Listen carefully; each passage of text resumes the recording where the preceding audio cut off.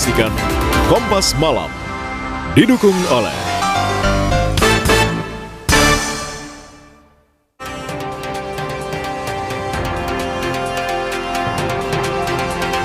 Iran menyatakan siap perang habis-habisan setelah sebelumnya Amerika membuka opsi melakukan invasi darat Iran.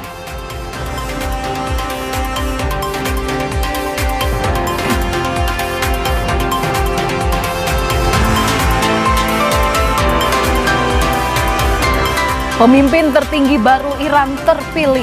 Trump menegaskan tidak takut dan memastikan pemimpin baru Iran tidak akan bertahan lama tanpa persetujuan Amerika Serikat.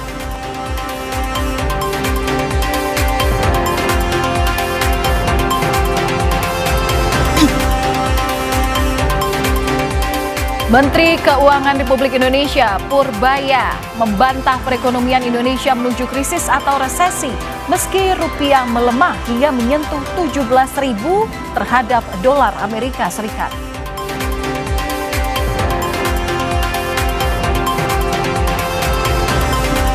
Enam orang tewas dan 1 orang masih dalam pencarian dalam musibah longsor TPST Bantar Gebang, Bekasi, Jawa Barat.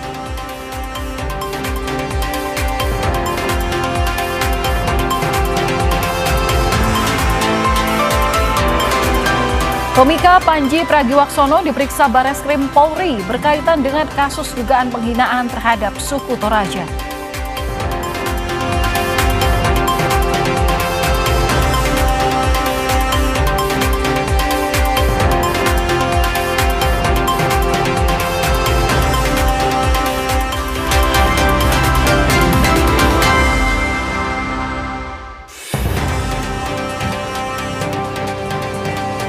Halo saudara, selamat malam. Apa kabar Anda hari ini? Semoga kabar baik dan juga kesehatan selalu bersama Anda. Hari ini Kompas Malam kembali hadir edisi 9 Maret 2026.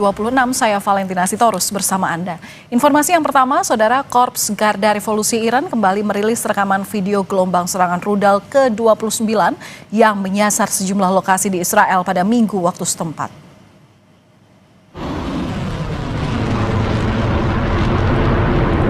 Militer Israel mendeteksi gelombang serangan rudal Iran menuju bagian tengah negaranya. Serangan terbaru Iran ini berlangsung tak lama usai majelis pakar memilih Mojtaba Khamenei sebagai pemimpin tertinggi Iran yang baru. Serangan ini dipandang sebagai deklarasi akan tekad Iran melawan Amerika Serikat dan Israel dalam konflik ini.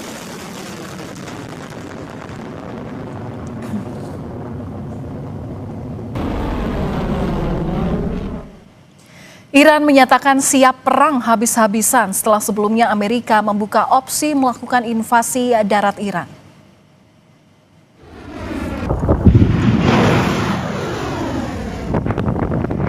Korps Garda Revolusi Iran siap berperang skala penuh intensitas tinggi selama 6 bulan.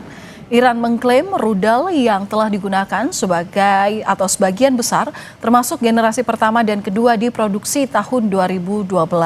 Iran bahkan mengklaim belum menggunakan rudal yang telah diproduksi selama 10 tahun terakhir yang telah meningkat beberapa kali lipat.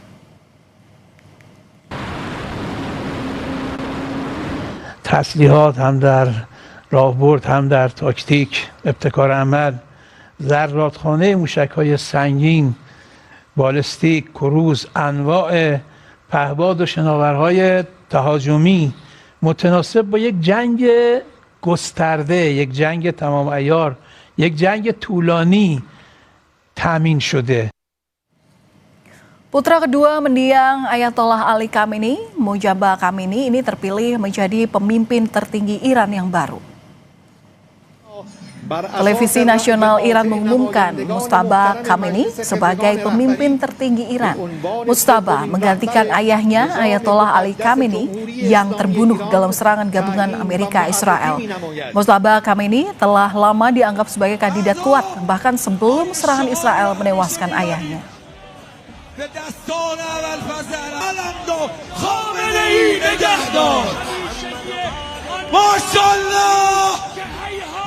بهت فرو رفته است.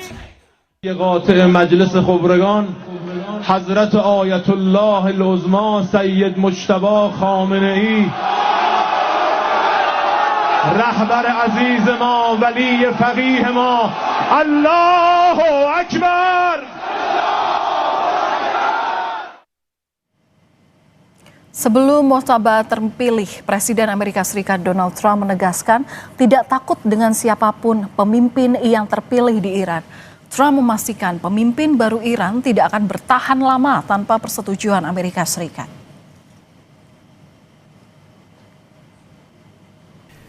And I'm once again calling on all members of the Iranian Revolutionary Guard, the military and the police to lay down their arms. They're only going to be killed.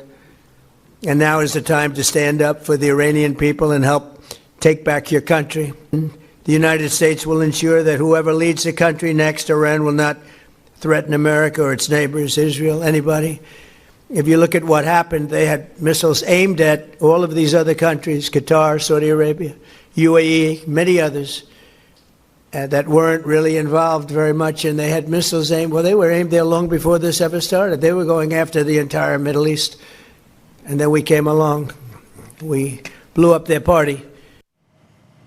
Saudara, Kementerian Luar Negeri Republik Indonesia menegaskan bahwa pemerintah terus melakukan berbagai upaya perlindungan bagi warga negara Indonesia yang berada di wilayah terdampak konflik Timur Tengah. Pemerintah Indonesia juga meminta Amerika Serikat dan Israel untuk menghentikan serangan terhadap Iran.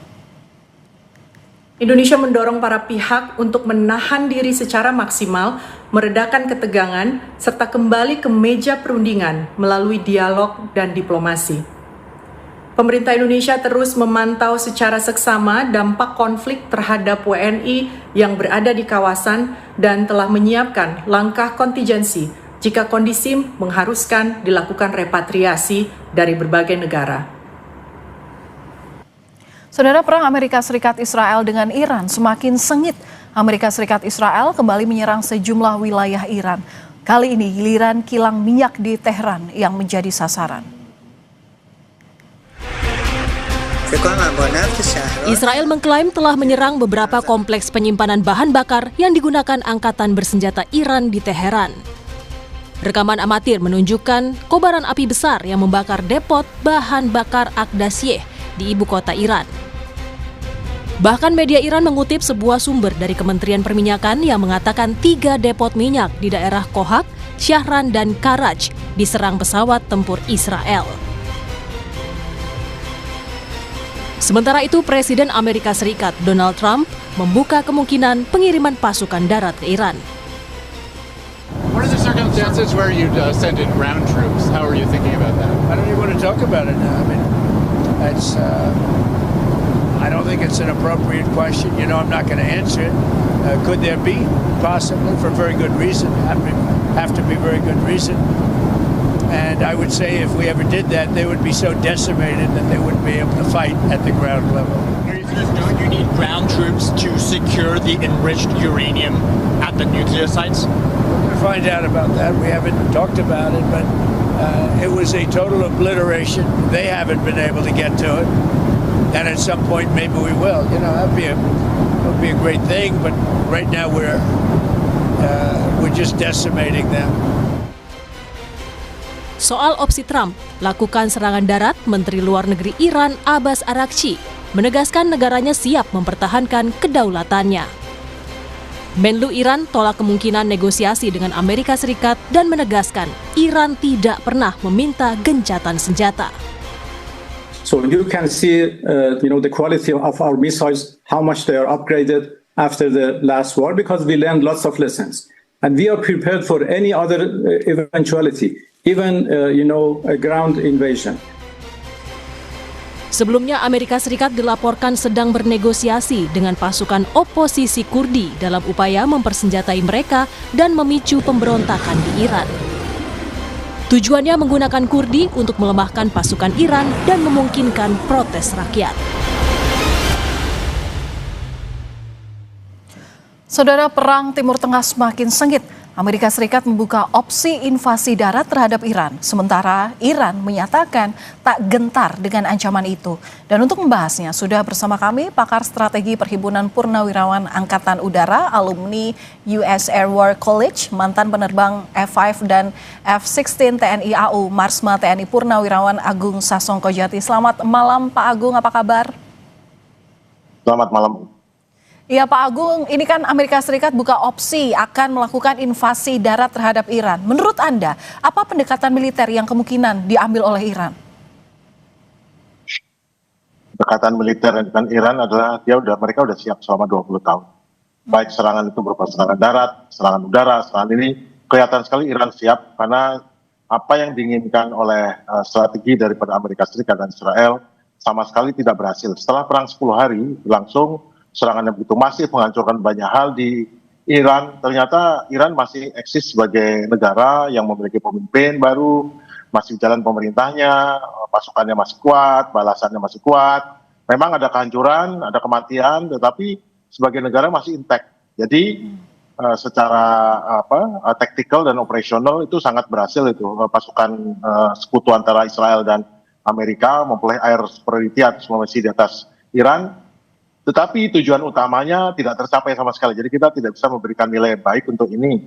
Dan sekarang ada pilihan untuk serangan darat.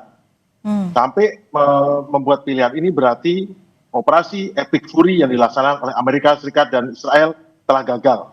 Harus loncat ke fase berikutnya, berarti operasi pada tahap ini gagal mencapai tujuannya sehingga harus berpindah ke mode operasi lain. Ya, dilakukannya invasi darat begitu ya. Tapi apa strategi Iran untuk melemahkan kemampuan lawan? Sesungguhnya Iran itu benteng alamnya. Sampai sebuah negara besar sejak 2017 lalu masih utuh batas-batas negaranya, itu artinya memang secara alami negara lain tidak tertarik untuk masuk karena kesulitan bentang alam dan kesulitan menghadapi orangnya. Justru orang di dalam Iran sendiri yang malah menganeksasi banyak wilayah di luar sebelumnya pada zaman Persia dulu, dan akhirnya kembali ke negaranya sekarang yang sangat besar, yang ukurannya 4 kali ukuran Irak, yang ukurannya sama dengan Eropa Barat, jadi sangat besar. Pertama bentang alam, yaitu pertama pegunungan Zagros di barat, ya, dia tingginya sekitar tertinggi 3.000 meter, membentang 1.500 km, dan itu hanya ada beberapa celah, yaitu di Kermasah dan Khuzestan, dan itu pasti sudah dipasangi jebakan maut dan tidak perlu jebakan. Kalau dia masuk sana, kemudian dihajar dengan rudal-rudal yang ini kan dekat sekali itu dengan kalau cuma berapa ratus kilo itu dekat sekali, dan itu sasaran empuk itu tidak ada yang bisa selamat di bawahnya. Kemudian juga ada setelah melewati gunung mereka melewati gurun garam yang sulit untuk orang lewat kalau tidak punya bekal air, bekal apa, itu sudah cukup berat untuk logistiknya ya.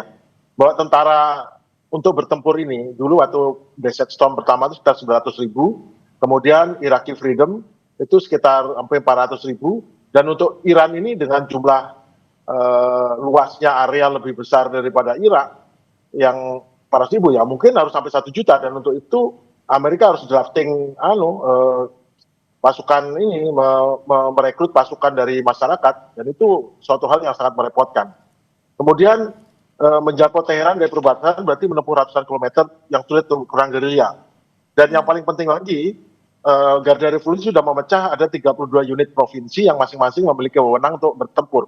Dan masing-masing provinsi ini memiliki pasukan yang levelnya level siap untuk bertempur dan bisa menghadapi. Sehingga Amerika kalau harus masuk ke setiap provinsi harus bertemu dengan 32 perang-perang yang berbeda secara simultan. Dan masing-masing dilengkapi dengan senjata drone dan lain sebagainya. Kemudian juga ada tentara reguler 1,5 juta ya, dan juga ada jutaan milisi yang berbaur dengan penduduk. Ini sama dengan perang di Vietnam nanti atau perang di Somalia, di mana sangat repot menghadapi lawan yang tidak menggunakan seragam, itu repot juga. Dan yang paling penting adalah moral dan keinginan untuk bertempur. Di mana saat invasi Irak, moralnya pasukan Saddam itu rendah sekali. Namun di Iran jelas kelihatan bahwa mereka sangat bersemangat, dan memang negara Iran dibentuk dengan ideologi negaranya kan adalah Islam yang Syiah, dan Islam Syiah itu kan bersandar dimulai dari penderitaan atau mulai dari kekalahan atau kematian daripada Imam Hussein dan Hasan yang membuat mereka bahwa kematian adalah capaian tertinggi dalam hidup. Jadi mereka siap bertempur ya, saya lihat ini bukan saya uji mereka siap bertempur seolah mereka akan hidup lama, tapi mereka juga tidak masalah kalau harus mati. Itu yang menjadi pedoman mereka. Mereka siap bertempur, artinya segala persiapan ini sudah matang ya. Amunisinya seperti apa ini Pak? Jadi pada saat serangan pada hari pertama serangan tanggal 28 kemarin, pada saat F-35 menyerang berhasil membunuh pimpinan, pada saat mereka kembali ke Israel, pada saat mau mendarat, landasannya sudah dibom sama Iran, sudah kirim rudal. Jadi mereka saat berangkat, mereka sudah tahu pas berangkat dia langsung mengirim oleh-oleh ke semua pangkalan Amerika di Teluk, sudah dikirim ini. Ya mungkin keberhasilannya relatif tidak sebesar sekarang ya. Sebab waktu itu kemampuan untuk menangkisnya tentara sekutu Amerika dan Israel itu masih kuat. Tapi 15% daripada rudal masuk ke dalam itu sudah cukup untuk menimbulkan masalah. Dan dilanjutkan hari-hari berikutnya makin lama kekuatan pertahanan udara Amerika di Teluk dan di Israel itu menjadi berkurang karena rudalnya makin lama makin habis, dan baterai-baterai rudalnya juga sudah mulai satu persatu dirontokkan. Bahkan radar-radar untuk penangkis serangan balistik yang mahal sekali, harganya $1 triliun per radar itu berhasil dihancurkan keempat-empatnya, dan hampir semua pertahanan udara di negara Teluk juga dilumpuhkan oleh Iran. Dan termasuk pangkalan udara Armada kelima, Armada kelima Amerika, makanya Armada kelima Amerika itu diratakan, dilumpuhkan, dan Iran mengatakan bahwa mereka siap 6 bulan, artinya amunisinya kalau kita tiap hari dihitung 400 rudal atau drone dan rudal itu tinggal dikali aja dengan 6 bulan kita 180 hari. Mereka punya banyak sekali persenjataan untuk bertempur lewat udara. Tetapi di darat pun tentu mereka siap dengan senjata ringan, dengan tank, artileri dan lain sebagainya. Ya, berarti dengan adanya amunisi ini, perang ini beresiko mahal ya Pak ya istilahnya ya? Ya, resiko mahal. Seandainya perang ini alasannya adalah betul-betul demi Amerika, eksistensialnya Amerika, mungkin nggak mahal ya. Tapi masalahnya perang ini dilaksanakan pada saat Iran sudah mau menyerahkan nuklirnya untuk dilarutkan. Iran sudah mau Amerika memeriksa, orang Amerika langsung memeriksa. Iran sudah mau enrichment-nya hanya 5%, sehingga itu tidak berbahaya, cukup untuk energi nuklir, dan saat itu diserang. Bayangkan, itu sebenarnya Amerika sudah win besar, Iran itu cuma win kecil. Dan ini kalau situasi seperti itu, melaksanakan serangan, itu legal war. Itu kejahatan perang, itu menyerang negara yang sedang tidak mengancam, sudah mau di meja perundingan, tetapi dikhianati dengan penyerangan seperti ini. Itu adalah suatu tindakan yang kalau Perang Dunia Pertama Kedua itu terkena kejahatan perang, itu pasalnya itu. Iya, oke. Sama seperti Jepang menyerang Amerika melewat Pearl Harbor dulu. Itu sama nih kelasnya. Oke, Pak Agung, ini kan yang terbaru, Iran baru saja memiliki pemimpin baru. Yang tadi kita melihat di paket berita itu bahwa itu menjadi sumber semangat daripada rakyat Iran. Tapi bagaimana dengan Amerika menanggapi hal ini? Apakah memang ini dengan keterpilihan pemimpin baru membuat Amerika justru tetap tidak gentar begitu, atau seperti apa ini? Ini bukan soal gentar atau tidak. Orang bisa berani, tapi untuk apa keberanian? Kalau kita, ini kan semua dari tujuannya ya. Pertama, tujuannya apa? Perang ini, satu adalah membuat Iran kehilangan kemampuan untuk membuat senjata nuklir. Dua, rejimnya diganti. Tiga, rakyatnya demo. Empat, garda revolusi menjadi lumpuh. Lima, proksinya tidak bisa bekerja. Kemudian angkatan lautnya tidak bisa berfungsi dan lain sebagainya. Sebagian dari itu tercapai, tetapi yang intinya rejimnya tidak tercapai, rakyatnya tetap semangat, kemudian masih intek sebagai sebuah negara. Kalau itu namanya bukan kegagalan, itu namanya apa? Karena kita kan kalau melakukan suatu rencana serangan war planning itu kan harus ada objektifnya. Nah, objektifnya yang utama nggak tercapai, objektif pendukungnya tercapai, ternyata itu ada salah perhitungan. Jadi mereka menganggap bahwa semua objektif itu akan berimpas pada Iran membutuhkan pimpinan baru, ganti pemerintahan, dia jadi tidak lebih kuat. Itu adalah efek yang diinginkan. Tetapi ternyata efek yang diinginkan berarti salah hitung itu. Berarti harusnya mereka menargetkan sasaran lain. Dan sasaran lain tidak harus menggunakan militer. Jadi tidak harus menggunakan militer. Karena setiap negara memiliki beberapa instrumen kekuatan nasional, yaitu diplomasi, informasi, militer, ekonomi. Kalau kita kenal betul musuh kita, itu militer itu pilihan terakhir. Kita bisa membujuk, kita bisa merayu, kita bisa memaksa, kita bisa membunuh, kita bisa menyogok, bisa menyuap, bisa merangkul, apapun itu. Yang penting tujuan nasional kita tercapai. Mereka ya kita beri kemenangan sedikit lah, biar dia senang. Tapi kita tercapai tujuannya. Kalau ini kan sudah membuang mahal sekali, tidak tercapai tujuannya, berarti misi ini nggak tercapai begitu. Ya, harusnya ini jadi opsi terakhir di samping seharusnya ada hal-hal yang bisa menyelesaikan perang. Ya, kita nantikan saja bagaimana titik temu dari pihak-pihak yang berkonflik. Terima kasih sebelumnya sudah berbagi analisa Anda di Kompas Malam Kompas TV. Pakar Strategi Perhimpunan Purnawirawan Angkatan Udara, Bapak Agung Sasongkojati. Salam sehat selalu, Pak Agung.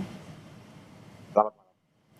Saudara, kami akan kembali usai jeda dengan informasi mengenai Menteri Keuangan Republik Indonesia Purbaya Yudi Sadewa membantah perekonomian Indonesia menuju krisis atau resesi meski rupiah melemah hingga menyentuh angka Rp17.000 terhadap dolar Amerika Serikat.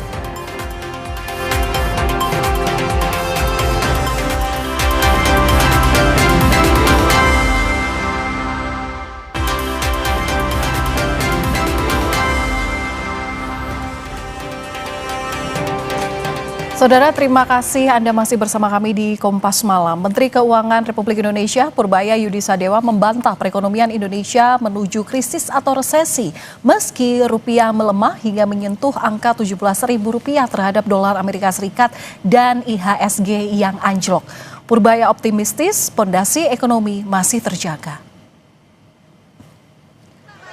Menurut Purbaya, kondisi ekonomi Indonesia justru sebaliknya sedang ekspansi dan pemerintah terus menjaga daya beli masyarakat. Purbaya juga memastikan kondisi ekonomi Indonesia masih pada fase pertumbuhan positif. Rupiah 17.000, IHSG anjlok karena sebagian teman-teman ekonom bilang katanya kita sudah resesi, mulai 998 lagi, yang gitulah, daya beli sudah hancur. Tidak seperti itu, ekonomi sedang ekspansi, daya beli kita jaga mati-matian, dan boro-boro krisis, boro-boro bahasa Indonesia. Jangankan krisis, resesi aja belum, melambatnya aja belum, kita masih ekspansi, masih akselerasi. Itu yang kita jaga terus dalam beberapa minggu ke depan.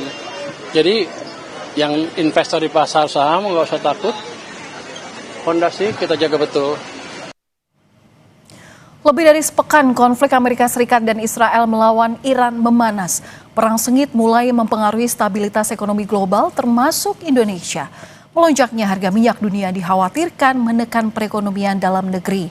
Pemerintah diminta untuk sigap memitigasi krisis akibat dampak perang ini.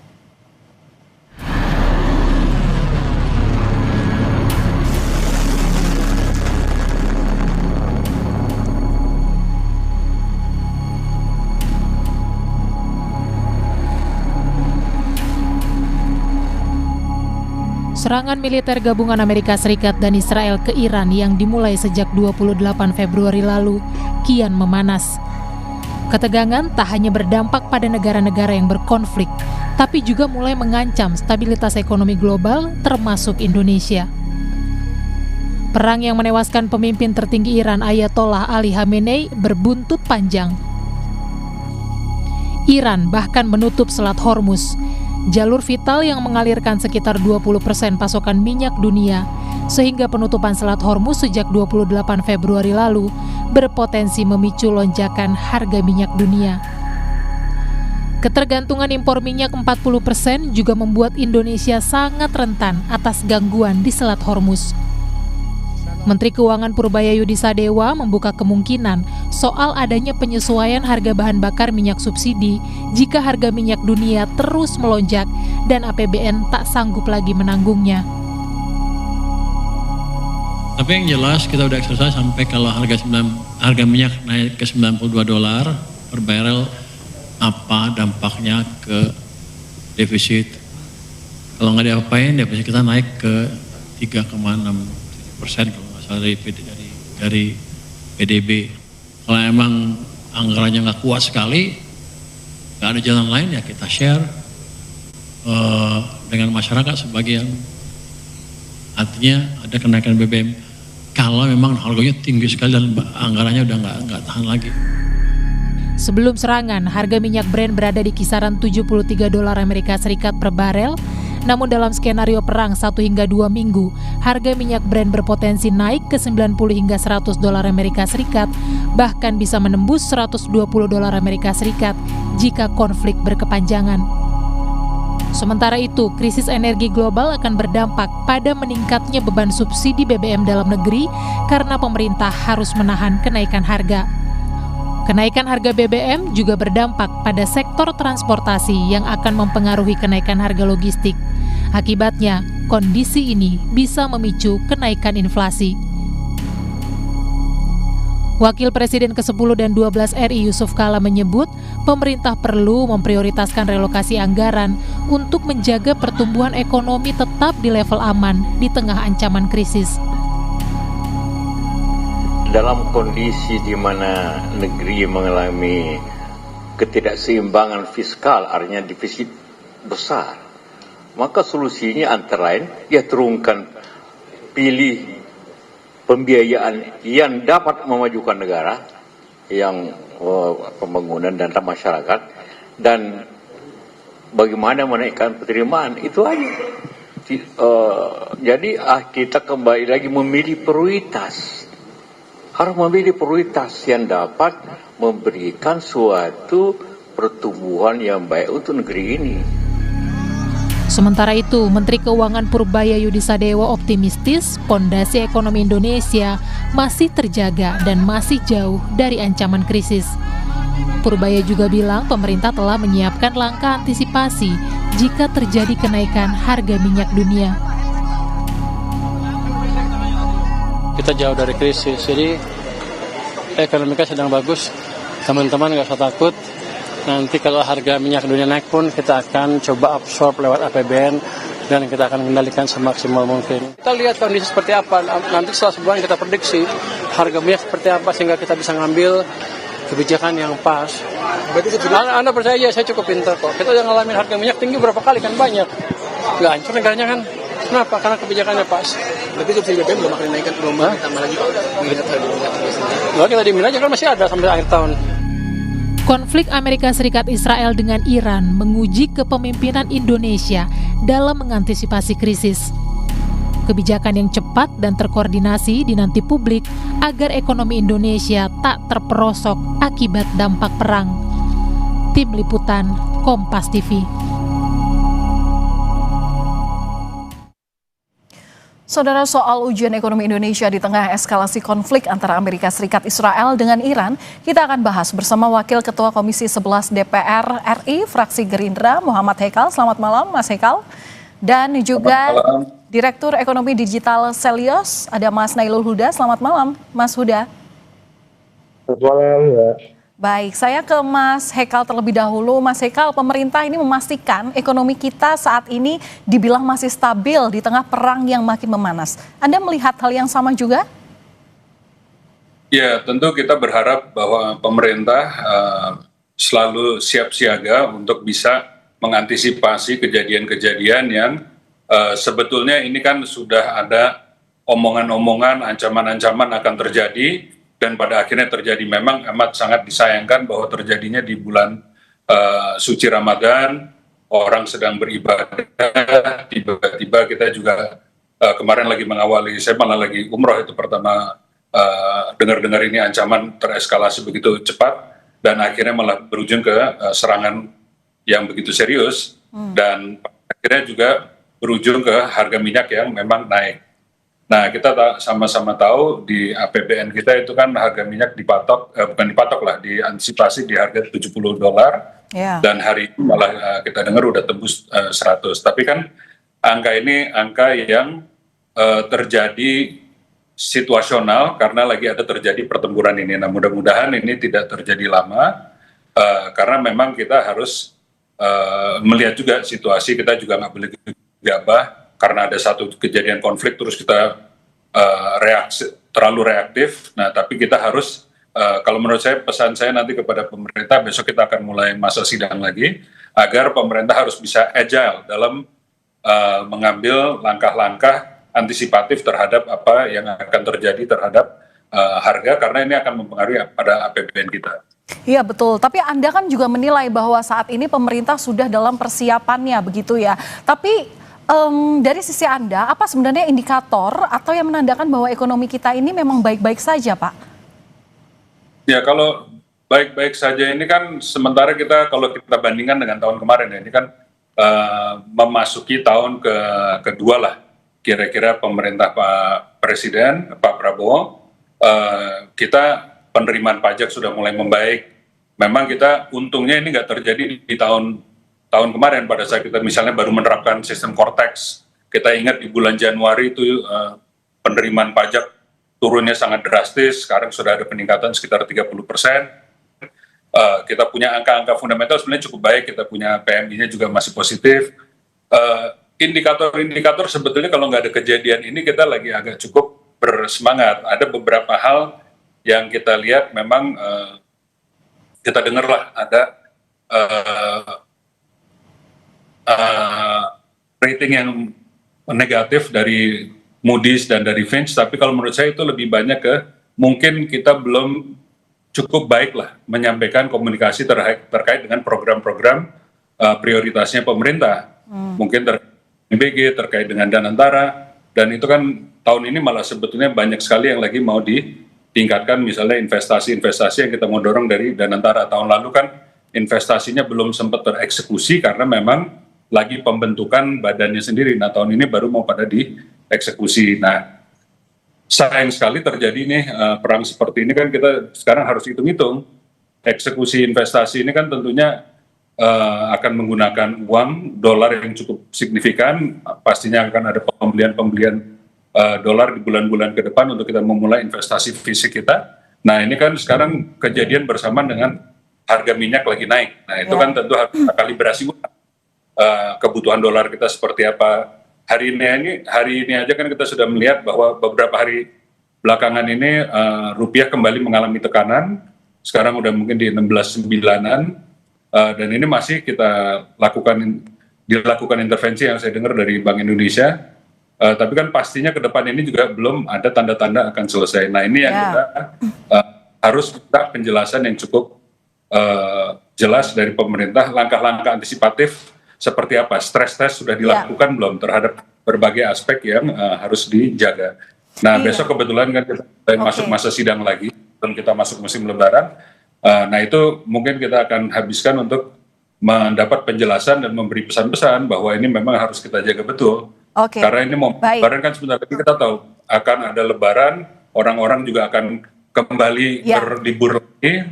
Nah harus ada yang jaga ini, jaga kandang ini. Nah terkait hal ini kemudian Mas Huda yang saya tanyakan adalah gimana strategi yang paling cocok dilakukan oleh pemerintah? Ya, yang pasti Mbak, ini yang kita harapkan adalah, ini kan kalau disampaikan oleh Mas Haikal ya, bahwa di sini ada Moody's dan sebagainya, itu memang disampaikan bahwa memang masalahnya adalah di kebijakan pengelolaan fiskal kita gitu kan. Fiskal kita seperti apa sih yang dikritik gitu kan. Salah satunya adalah terkait dengan pengeluaran yang untuk program-program yang memang memakan porsi yang fantastis gitu kan. Misalkan MBG. Nah, ini juga seharusnya itu dibuka opsi untuk apa? Untuk bisa merelokasi MBG ini untuk mempertebal dari subsidi BBM. Karena kalau kita lihat, ketika kita cabut ataupun misalkan kita naikkan ya harga Pertalite, itu pasti akan mengguncang daya beli masyarakat.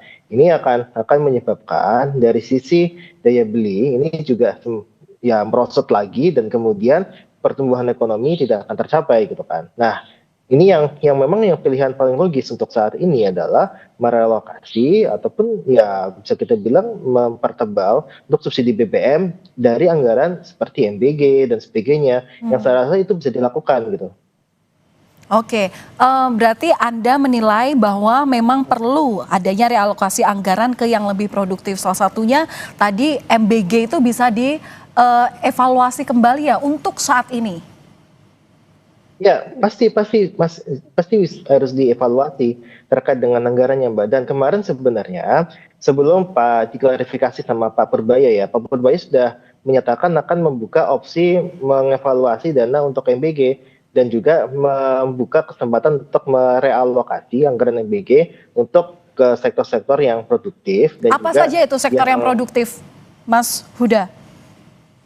Ya, misalkan kita bicara terkait dengan belanja modal, ataupun kalau kita lihat sebenarnya untuk kondisi saat ini juga bisa dilakukan untuk merelokasi anggaran MBG untuk dia mempertebal subsidi BBM karena sudah pasti subsidi BBM pasti akan membengkak, Mbak. Nah, ini harus bisa diantisipasi gitu kan. Jangan sampai ini pemerintah menaikkan harga Pertalite yang pastinya akan kontraproduktif dengan apa yang diinginkan oleh pemerintah, yaitu tumbuh lebih cepat gitu ya, tumbuh di angka 6% ataupun 8% seperti yang disampaikan oleh Pak Prabowo gitu.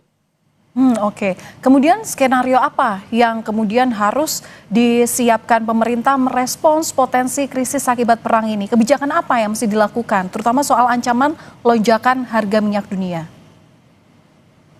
Ya, tadi seperti yang saya sampaikan sebenarnya, Mbak. Jadi kalau kita lihat kan fiskal itu kan terkait dengan penerimaan dan belanja negara gitu kan. Nah, penerimaan ini saya rasa juga kita sudah hitung sebenarnya. Ketika tidak ada kenaikan harga minyak ya, itu juga sudah cukup tinggi untuk defisit fiskalnya. Seperti APBN sendiri kan sudah di angka 2,6 sekian ya, 2,6 sekian persen dari PDB gitu kan. Nah, ketika itu digunakan asumsinya penerimaan negara kita tercapai. Nah, nampaknya kita melihat dari baseline tahun lalu itu nampaknya akan terjadi shortfall, meskipun shortfallnya itu lebih rendah dibandingkan dengan tahun lalu. Nah, ketika penerimaan negara tidak baik-baik saja ataupun tidak mencapai target, maka belanja juga harus dilakukan penyesuaian. Nah, penyesuaian inilah yang kita lihat realokasi anggaran-anggaran prioritas Pak Prabowo yang bisa direlokasi termasuk dengan MBG. Baik, terakhir Mas Hekal, jadi seperti apa sikap DPR? Apa saran yang bisa disampaikan pada pemerintah untuk menjaga stabilitas nilai tukar rupiah ini?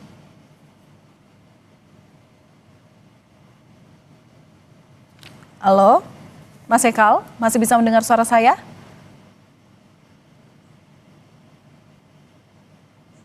Saya ada yang memang kita cukup kebenaran. Oke, cukup silakan Pak. Halo. Iya, silakan dilanjutkan, Mas Hekal. Jadi memang kita ada pemikiran sebetulnya sebelum kita memasuki tahun ini, tahun lalu kita sudah di Komisi 11 ada memikirkan untuk membahas dengan Pak Purbaya beberapa skema untuk juga penghematan dari segi subsidi BBM. Sebagaimana kita ketahui, subsidi energi kita ini kan juga banyak yang nggak tepat sasaran. Sebetulnya itu mau kita bahas tadinya setelah bulan puasa ini, untuk kita lihat di mana yang tidak efektif, mau kita efisiensikan supaya kita alokasikan ke yang benar-benar membutuhkan. Nah, di luar itu, kalau kita pun nanti akhirnya terdesak untuk kita harus melakukan beberapa penyesuaian, saya rasa kita itu yang saya tadi sampaikan, kita harus agile atau harus cepat tanggap untuk melakukan adjustment. Misalnya nanti kita ada berapa penghematan yang kita lakukan, tapi kembali lagi kita harus lihat efektivitas penggunaan APBN. Jadi apakah itu kita mau melakukan penghematannya di MBG, apakah kita mau melakukan penghematannya di bagian-bagian lain, ya tentu kita, itu yang saya maksud, kita mau lihat analisis senario apa yang sudah dibuat oleh pemerintah terkait efektivitas penggunaan anggaran, mana yang akan mempertahankan pertumbuhan paling baik, mana yang akan bisa menjadi penyangga untuk masyarakat, untuk daya beli dan seterusnya, mana yang secara paling efektif untuk kita penggunaan anggaran untuk kebutuhan masyarakat, itu yang kita lakukan. Nah, memang sementara tadi kita udah dengar Pak saya minta waktu 1 bulan dulu. Nah, memang kita mulai besok akan mulai bersidang untuk beberapa hari ini. Tentu kita akan usahakan untuk minta penjelasan dari beliau supaya jangan sampai nanti kita nggak siap kalau sampai ada apa-apa. Baik, tentu program produktif yang bisa mendorong pertumbuhan ekonomi ini yang dinantikan warga, terutama dalam mengantisipasi adanya potensi-potensi yang ditimbulkan akibat konflik berkepanjangan antara Amerika, Israel melawan Iran ini. Terima kasih sudah berbagi informasi analisa Anda di Kompas Malam Kompas TV. Wakil Ketua Komisi 11 DPR RI, fraksi Gerindra, Mas Hekal, dan juga Direktur Ekonomi Digital dari Selyos, Mas Huda. Salam sehat selalu. Saudara, kami akan kembali usai jeda dengan sejumlah informasi hanya di Kompas Malam. Tetaplah bersama kami.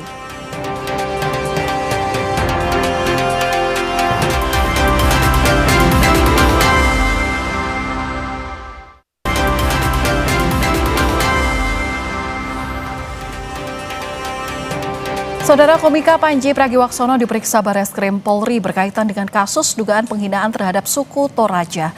Panji berharap kasus ini dapat berakhir dengan restoratif justice karena ia sudah menjalani sidang adat di Toraja.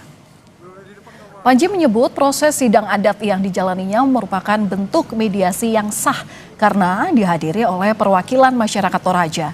Pada sidang adat itu Panji dikenai sanksi denda adat. Panji juga menyampaikan permohonan maaf atas materi stand-up komedi yang dinilai telah menyinggung masyarakat Toraja. Sebelumnya, Saudara, Panji ini dilaporkan oleh Aliansi Pemuda Toraja pada November 2025. Mungkin tidak secara langsung ya, hanya saja memang dibahas soal proses sidangnya, apa yang terjadi, apa yang disepakati. Harapannya sih memang itu yang kemudian dikedepankan, restoratif justice-nya, karena kan antara saya dengan perwakilan sah dan legitimate dari masyarakat Toraja sudah terjadi. Mediasi dengan pelapor gitu nggak Bang? Justru kan waktu saya bersidang adat di sana itu adalah bentuk dari mediasi tersebut yang sangat legitimate karena dihadiri oleh perwakilan dari 32 wilayah adat. Menteri Keuangan Purbaya Yudi Sadewa meninjau langsung aktivitas perdagangan di Pasar Tanah Abang, Jakarta Pusat. Kunjungan ini dilakukan untuk memeriksa langsung kondisi daya beli masyarakat yang disebut sejumlah ekonom sedang melemah.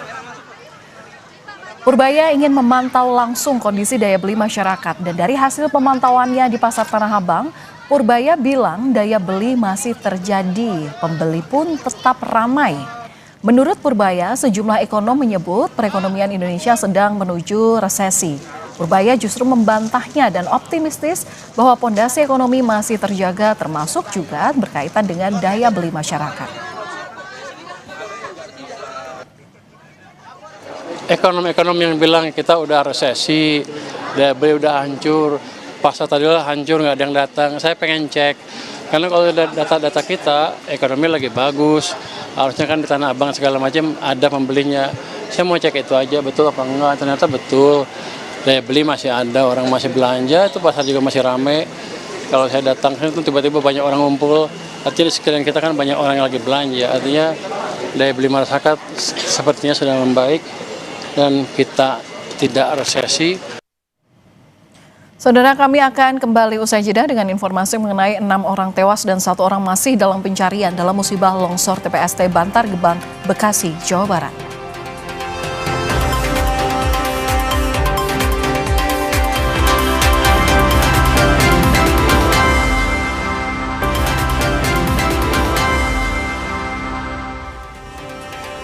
Saudara, Korps Garda Revolusi Iran kembali merilis rekaman video gelombang serangan rudal ke-29 yang menyasar sejumlah lokasi di Israel pada Minggu waktu setempat. Militer Israel mendeteksi gelombang serangan rudal Iran menuju bagian tengah negaranya. Serangan ini dipandang sebagai deklarasi akan tekad Iran melawan Amerika Serikat dan Israel dalam konflik ini.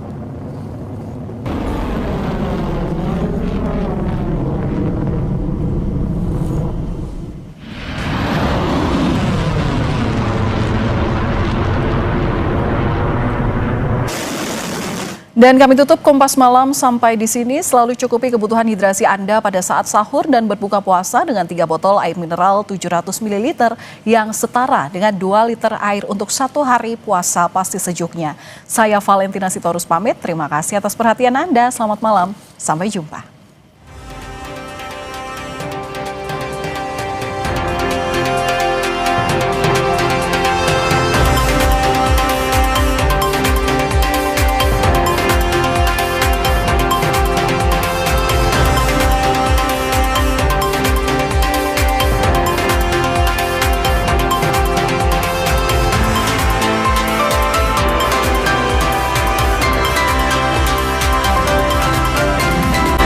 Terima kasih Anda telah menyaksikan Kompas Malam. Didukung oleh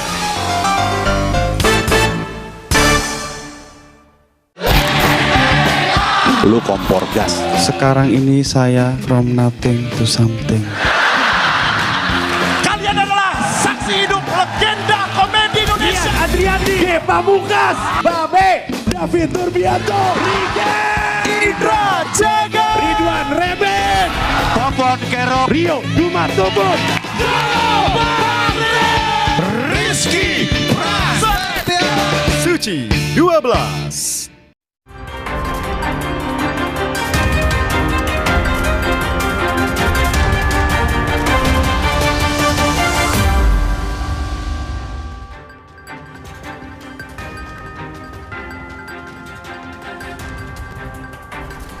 Apa kabar saudara? Berita utama akan menyajikan sejumlah informasi menarik bersama dengan saya Arizona Gali. Dan saya Sri Gunawan.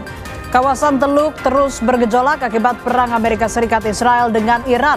Perdana Menteri Qatar menyebut Iran telah mengkhianati Doha dengan menyerang negara-negara Teluk. Ulasan lengkapnya saudara akan kami sampaikan bersama dengan berita-berita lain yang aktual untuk Anda simak. Antara lain,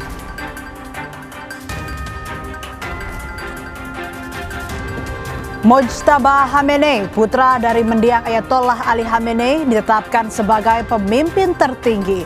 Presiden Amerika Serikat Donald Trump langsung kirim sinyal penolakan.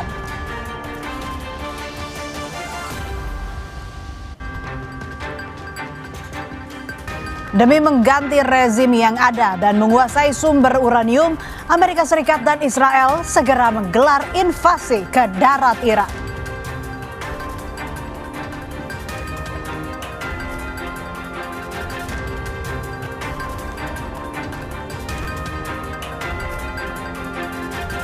Di akhir acara kami juga memiliki video pilihan banjir bandang yang menyeret dan merendam sejumlah mobil serta menewaskan 10 orang.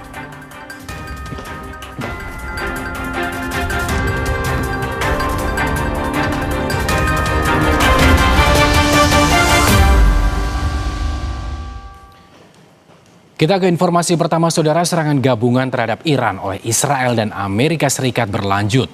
Akhir pekan kemarin, serangan Israel menargetkan kilang minyak di Iran.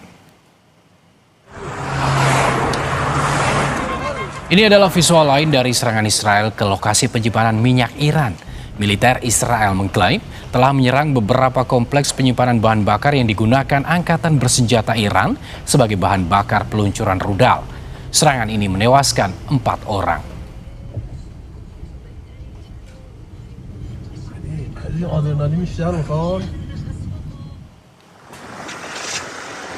Asap hitam tebal terus mengepul dari depot dan kilang minyak Saharan di Teheran setelah serangan Israel menghantam lokasi tersebut pada Sabtu malam. Rekaman video menunjukkan truk-truk yang hangus terbakar dan kendaraan lain yang rusak di lokasi kejadian. Sementara para pekerja masih memeriksa dampak dari serangan tersebut. Kementerian Perminyakan Iran menyebut 3 depot minyak di daerah Kohak, Saharan, dan Karaj diserang oleh pesawat tempur Israel.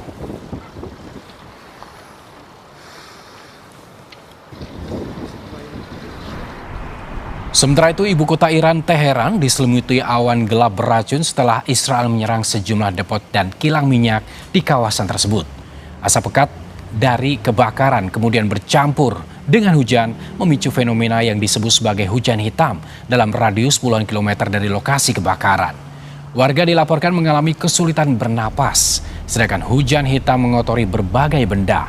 Palang Merah Iran memperingatkan warga bahwa hujan bisa sangat berbahaya dan asam, bahkan bisa menimbulkan luka bakar kimia pada kulit dan kerusakan serius pada paru-paru.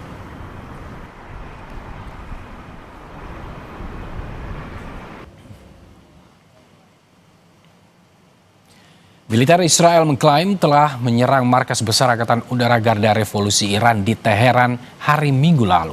Israel menyatakan ini jadi salah satu serangan terhadap 140 target menggunakan lebih dari 900 amunisi di Iran selama hari Minggu. תקיפה עוצמתית השמדנו את מטה חיל האוויר של משמרות המהפכה. מתוך המטה שהושמד, המשטר ניהל את ירי הטילים והכטב"מים לעבר עורף מדינת ישראל ומדינות האזור. מהמטה בו הוא מצולם, הוא ניהל והוביל הוצאת מתווה טרור. תקפנו את המטה והשמדנו אותו.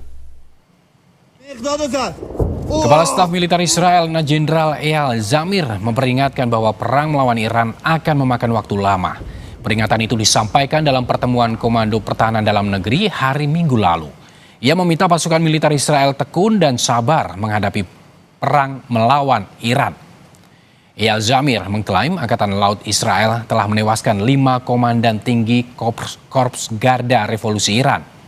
Israel memastikan tak ada tempat aman bagi Iran di Timur Tengah maupun tempat lainnya. ישראל נמצאת כבר שנתיים במצב של חירום מתמשך. אנחנו צריכים בעיקר כרגע לגלות התמדה ואורך רוח. זה ייקח עוד זמן רב, לזה אתם צריכים להיות מוכנים.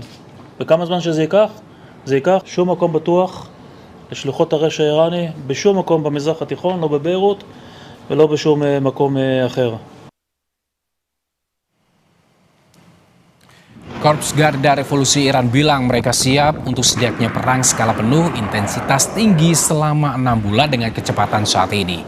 Iran klaim rudal yang telah digunakan sejauh ini sebagian besar termasuk generasi pertama dan kedua diproduksi tahun 2012.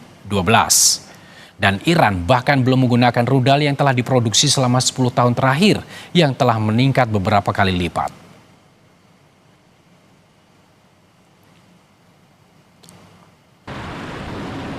در تسلیحات هم در راهبرد هم در تاکتیک ابتکار عمل ذراتخانه موشک‌های سنگین بالستیک کروز انواع پهباد و شناورهای تهاجمی متناسب با یک جنگ گسترده یک جنگ تمام عیار یک جنگ طولانی تامین شده.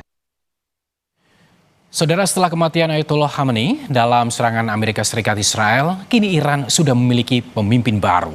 Majelis Pakar tanpa ragu memilih Mojtaba Khamenei sebagai pemimpin tertinggi Iran menggantikan ayahnya.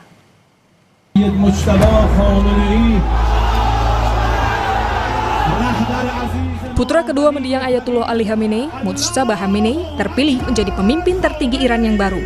Keputusan ini mendapatkan sambutan luar biasa dari bangsa Iran dan seluruh institusi negara untuk memperkuat persatuan.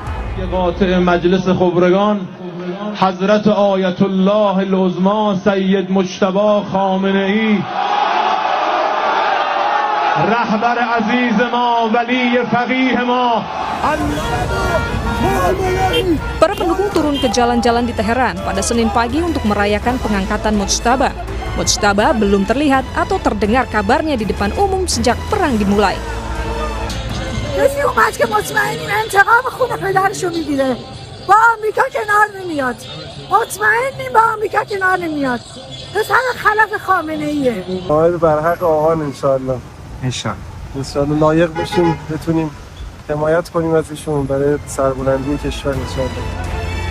Mojtaba, sosok yang tertutup, pria berusia 56 tahun ini sekarang berada di jantung teokrasi Iran dan akan memiliki wewenang terakhir atas semua urusan negara.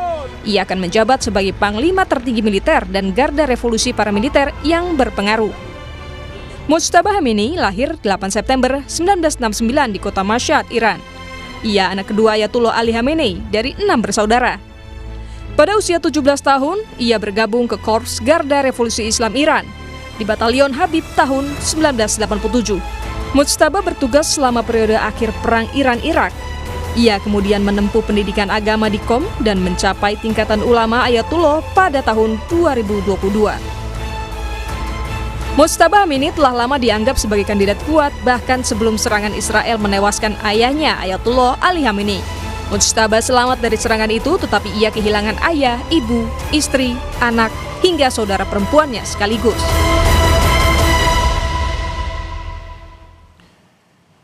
Mojtaba Khamenei, putra kedua mendiang Ayatollah Ali Khamenei, ditetapkan sebagai pemimpin tertinggi Iran. Amerika Serikat langsung kirim sinyal penolakan. Selengkapnya usai jeda.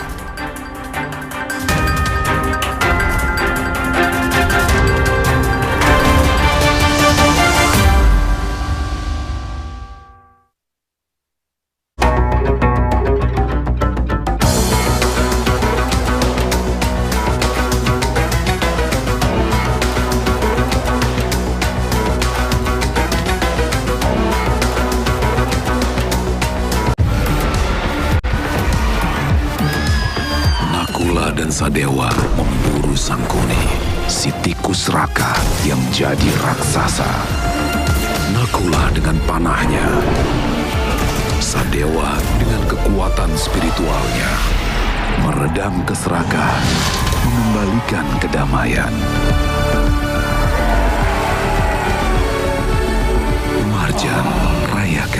hari kemenangan. Bagian terbaik saat berlibur bukanlah destinasinya, tapi momen kecil di perjalanan yang bikin liburan makin berkesan. Di Be Quick, kami memberikan servis maksimal hingga detail terkecil di mobilmu.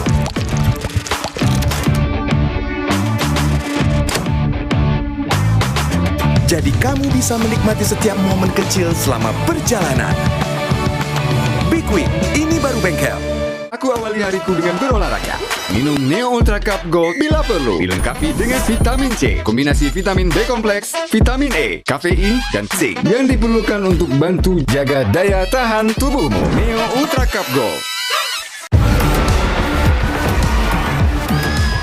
Nakula dan Sadewa memburu Sangkuni, si tikus raka yang jadi raksasa. Nakula dengan panahnya, Sadewa dengan kekuatan spiritualnya meredam keserakahan, mengembalikan kedamaian. Marjan rayakan hari kemenangan. Bagian terbaik saat berlibur bukanlah destinasinya, tapi momen kecil di perjalanan yang bikin liburan makin berkesan. Di Be Quick, kami memberikan servis maksimal hingga detail terkecil di mobilmu.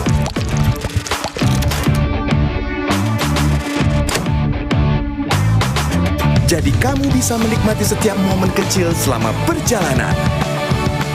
Be Quick, ini baru bengkel. Nakula dan Sadewa memburu Sangkuni, si tikus raka yang jadi raksasa.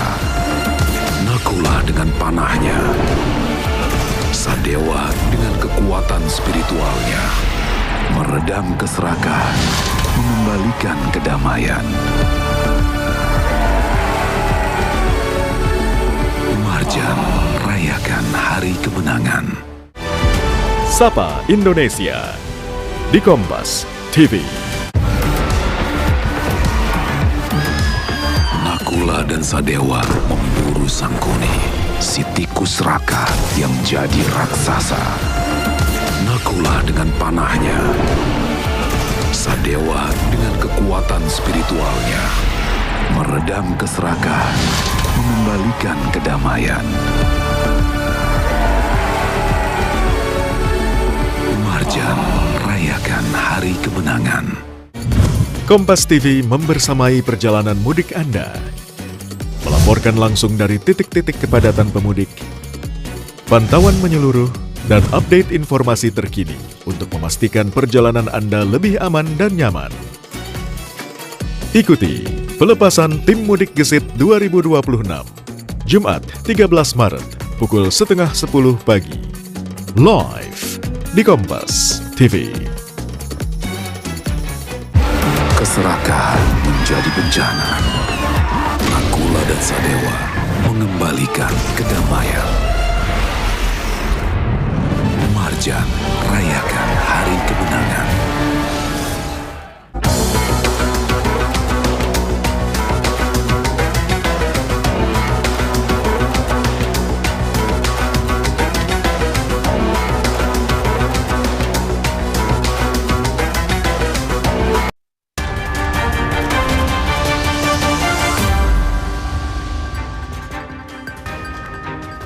Kembali di berita utama, saudara, terganggu dengan suara knalpot motor, seorang pria di Kabupaten Indragiri Hilir Riau menganiaya tetangganya dengan senjata tajam.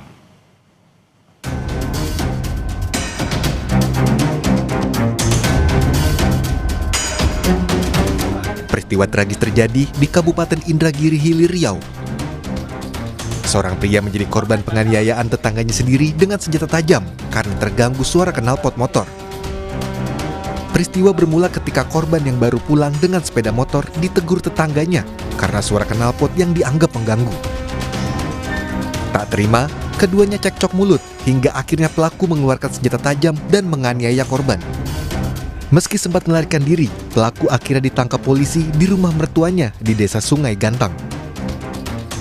Hasil pemeriksaan kami terhadap terlapor ini merasa terganggu karena si korban ini melintas di depan rumah terlapor dengan menggunakan knalpot brom. Jadi saat itu sempat ditegur oleh terlapor, kemudian terlapor emosi dan mengejar korban sampai ke TKP, yakni di rumah tetangganya terlapor. Korban yang terluka parah sempat dirawat di Puskesmas Sungai Salak dan sudah diperbolehkan pulang. Sementara pelaku terancam hukuman 5 tahun penjara. Sawino Ardi, Kompas TV, Indragiri Hilir, Riau.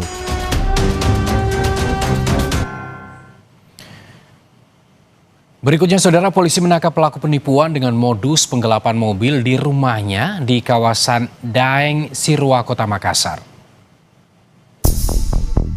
Pria berusia 36 tahun ini tak berkutik saat polisi mendatangi rumahnya dan menangkapnya. Ia diduga telah melakukan penggelapan mobil. Hari Sabtu dini hari, pelaku sebenarnya sempat berencana kabur dari rumahnya di Jalan Abdullah Daeng Sirua, Kecamatan Panakukang, Kota Makassar. Namun, polisi lebih dulu membekuknya. Polisi bilang pelaku memeras korban untuk menebus mobil yang digadaikan kepadanya oleh pihak lain. Namun karena korban tak kunjung menebus mobilnya seharga 3,4 juta rupiah, pelaku pun menggadaikan mobil korban ke pihak lain yang berperan sebagai penadah. Dengan termasuknya penipuannya karena lelaki H ini menghubungi korban via telepon dengan cara meminta uang sebesar 3.400.000. Usut ternyata lelaki H ini menggadai kendaraan tersebut di Kabupaten Bombana, Provinsi Sulawesi Tenggara. Tersangka dengan beserta barang bukti telah kami amankan dan diserahkan ke Polsek Minasatene, jajaran Polres Pangkep. Polisi pun menangkap si penadah. Kini kedua pelaku telah dibawa ke Polsek Minasatene untuk diperiksa intensif. Rama Pratama, Kompas TV Makassar, Sulawesi Selatan. Seorang ASN Dinas Sosial Kabupaten Lebak, Banten diduga melakukan pungutan liar terhadap warga yang hendak mengurus pemindahan data desil BPJS PBI. Warga diduga dimintai uang Rp400.000 hingga Rp900.000. Kepala Desa Rahong, Kecamatan Malingping, Kabupaten Lebak, Banten ini marah terhadap ASN Dinas Sosial Kabupaten Lebak yang diduga melakukan pungutan liar terhadap warganya Sabtu 7 Maret lalu. Kejadian terungkap usai Kepala Desa Rahong, Ubed Jubaidi, menerima aduan warganya yang diduga dimintai uang Rp400 hingga Rp900.000 saat mengurus pemindahan data desil BPJS PBI dari desil 6 ke desil 5. Menanggapi hal ini, pelaksana tugas Kepala Dinas Sosial Kabupaten Lebak, Lela Gifti Celeria, membenarkan oknum tersebut adalah ASN Dinas Sosial Lebak. Dinas Sosial Kabupaten Lebak menyerahkan kasus ini kepada Inspektorat Kabupaten Lebak untuk ditindaklanjuti. Bu, apakah benar oknum yang ada di video itu salah satu pegawai negeri di Dinas Sosial? Betul. Makanya untuk investigasi lebih lanjutnya kami serahkan ke Inspektorat yang berkewenangan untuk melakukan itu. Jadi segala kewenangannya nanti dilimpahkan ke Inspektorat ini. Betul. Untuk investigasi dan penjatuhan, kalaupun terbukti sanksinya nanti Inspektorat. Pihak Dinas Sosial juga menegaskan pengurusan desil tidak dipungut biaya. Yuda Dwi Taruna, Kompas TV, Lebak, Banten. Saudara, Korps Garda Revolusi Iran kembali rilis rekaman video gelombang serangan rudal ke-29 yang menyasar sejumlah lokasi di Israel.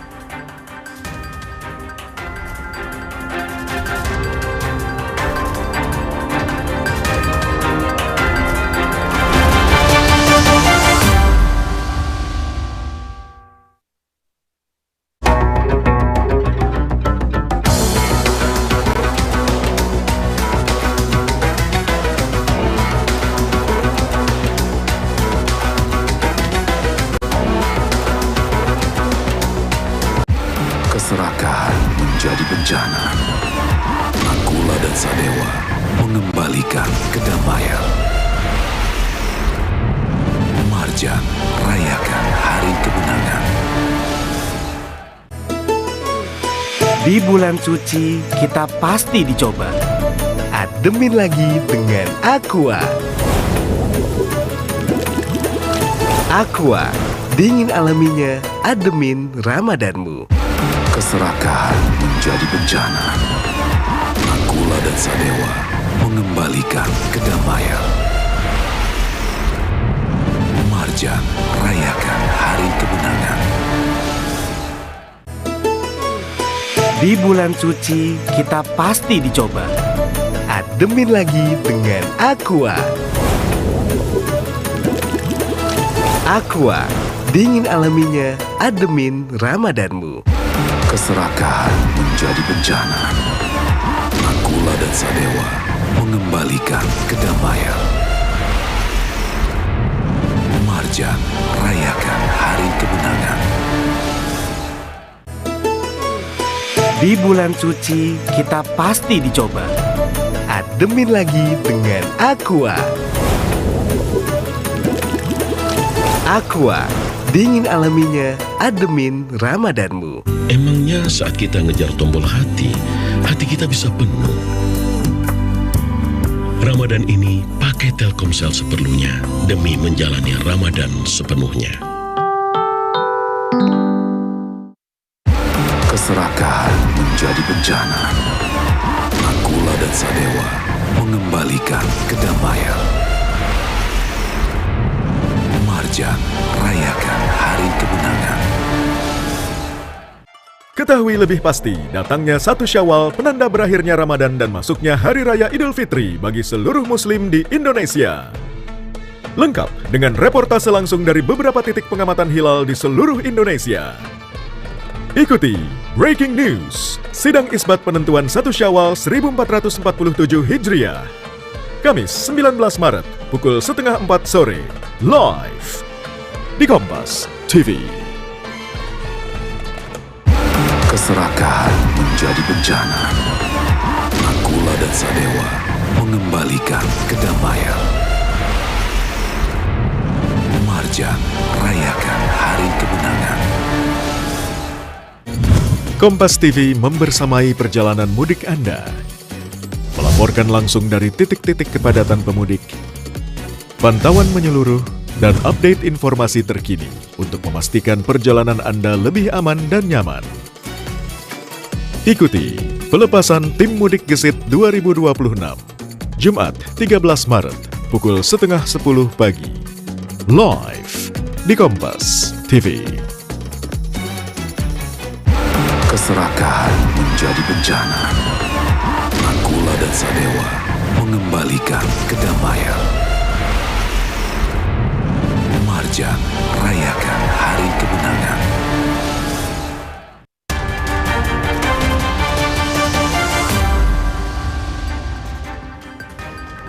Saudara, sejumlah mobil terseret banjir bandang yang menerjang Nairobi, Kenya. 10 orang dilaporkan tewas, 2 diantaranya akibat tersengat listrik.